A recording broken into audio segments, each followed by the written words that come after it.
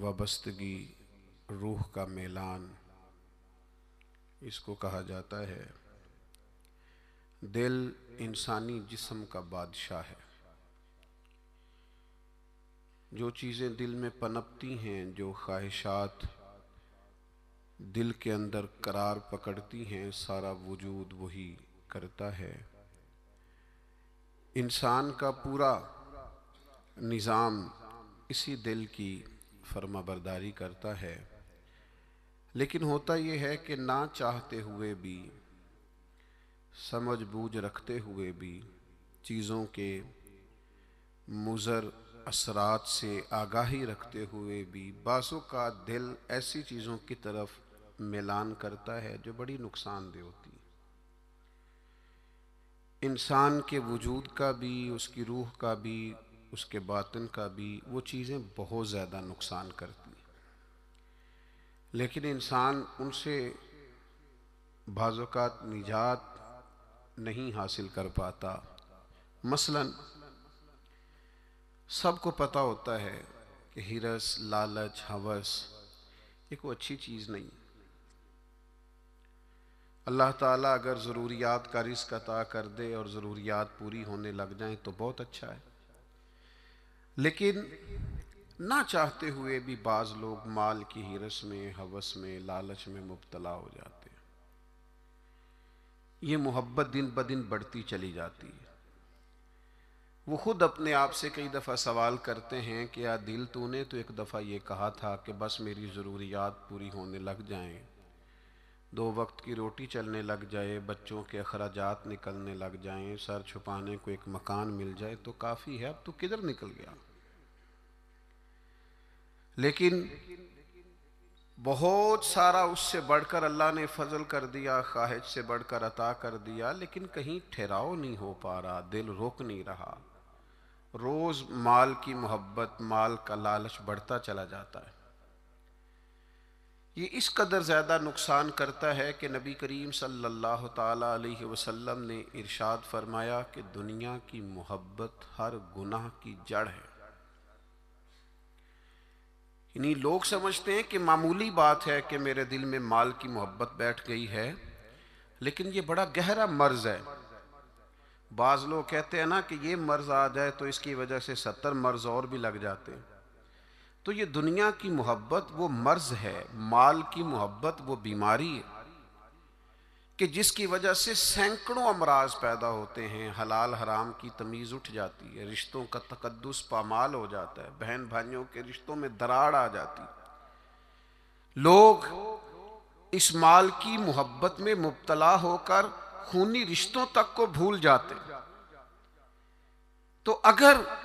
محبت کو صحیح رستہ نہ ملا، یہ محبت الہی اور محبت رسول صلی اللہ تعالیٰ علیہ وسلم کے خوبصورت عنوانات کی عادی نہ ہوئی، تو پھر یاد رکھیے گا کہ مال کی محبت تو پورے طور پر اجاڑ دے گی، اندر کو تباہ کر دے گی۔ ایک دوسری محبت بڑا نقصان کرتی ہے، وہ ہے شہرت کی محبت۔ میں چاہا جاؤں، میری شہرت ہو جائے، لوگ مجھے جانیں، کوئی ایسا طریقہ اپناؤں جس کی وجہ سے دنیا کے اندر فیمس ہو جاؤں، لوگ میرا نام لینے لگیں۔ آپ یقین کریں، سوشل میڈیا کے اوپر بڑے بڑے وزادار، بڑے بڑے باریش لوگ، بڑے بڑے اچھے اور اچھی قد و قامت اور اچھا نام رکھنے والے لوگ فقط مشہور ہونے کے لیے وہ حرکتیں کرتے پھرتے ہیں کہ کوئی بھی سنجیدہ آدمی دیکھے تو شرم سے اس کی نظر جھک جاتی۔ یہ شہرت، اس کا لالچ،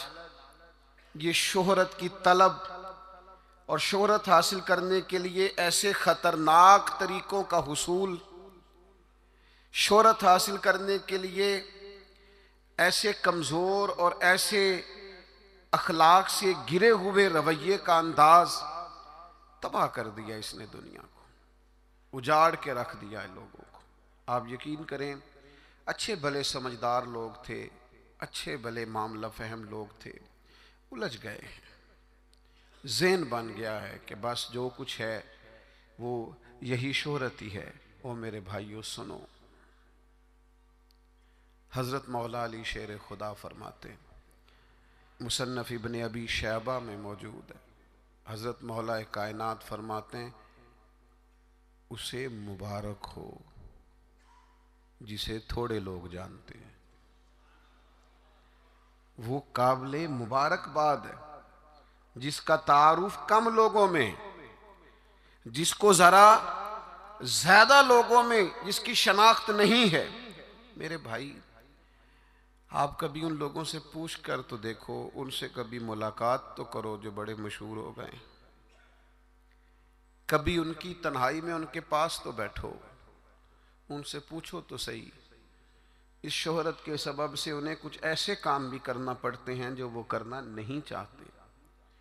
انہیں کچھ ایسے رستوں سے بھی گزرنا پڑتا ہے جہاں سے گزرنے کا کبھی انہوں نے سوچا بھی نہ تھا۔ وہ تو چاہتے تھے کہ کوئی تنہائی ہوتی، قرآن مجید کا نسخہ ہوتا، 500 دانے والی تسبیح ہوتی، کہیں مصلے کا نور ہوتا، دل میں ہو یاد تیری گوشہ تنہائی ہو، پھر تو خلوت میں عجب انجمن آرائی ہو۔ دل چاہتا تھا، لیکن یہ شہرت، اس کی طلب، ہاں ایک بات ہے، اگر آپ شہرت چاہتے ہیں، معروف ہونا چاہتے ہیں، مشہور ہونا چاہتے ہیں، بہت سارے لوگوں میں چاہتے ہیں کہ آپ کا نام سنہری حروف سے ہو اور زیادہ لوگ آپ کو جانے پہچانے، تو قرآن مجید نے نسخہ دیا ہے، فرمایا ان الذین آمنوا وعملوا الصالحات سیجعل لهم الرحمن ودا، جو ایمان لانے کے بعد نیک عمل کرے گا رب لوگوں کے دلوں میں محبت پیدا فرما دے گا، رحمان ایسا ماحول بنا دے گا کہ ان لوگوں کے دلوں میں اللہ تعالیٰ لوگوں کے دلوں میں اس بندے کی محبت پیدا کر دے گا۔ ایک اور محبت ہوتی ہے،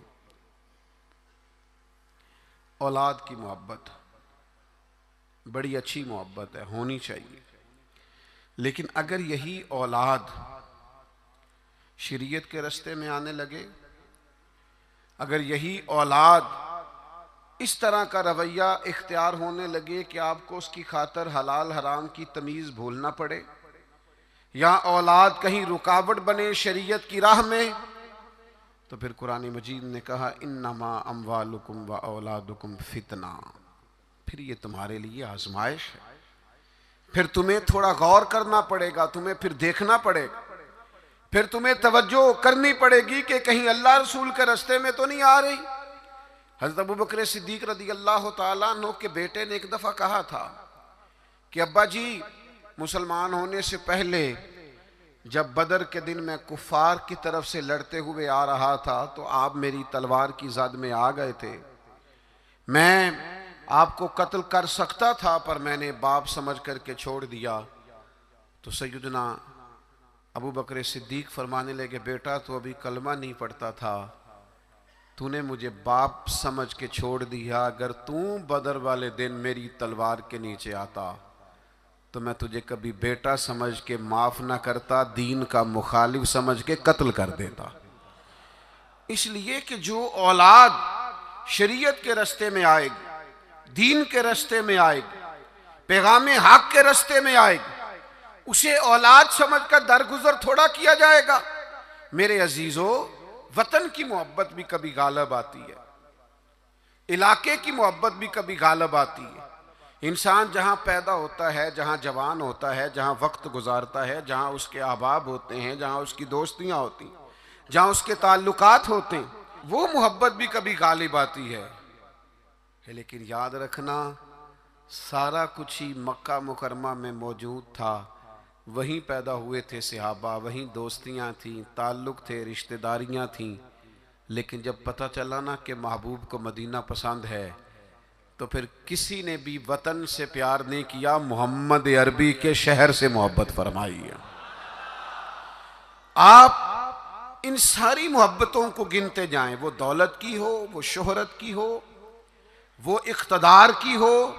وہ اولاد کی ہو، وہ محبت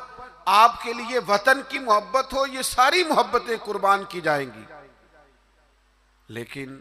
اگر کسی محبت کو حاصل کیا جائے گا تو وہ اللہ رسول کی محبت ہے۔